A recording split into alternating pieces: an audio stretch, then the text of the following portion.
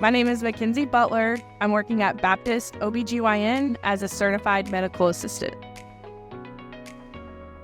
My job day to day is taking patients from the waiting room, getting their weight, their blood pressure, going through their medical history, making sure that the patient and the room is both set up for the doctor. The benefits are getting patient interaction, building relationships with especially in OB/GYN with the women who are pregnant that you're seeing sometimes even weekly, hearing about their personal lives, about their babies, how they're doing. It's a good career in the medical field. My degree at JCTC was associate's degree in applied science and medical assistant. The thing I love most about the program at JCTC was probably the small class size. I learned so much better and so much faster. The connections were easier to make with the teacher.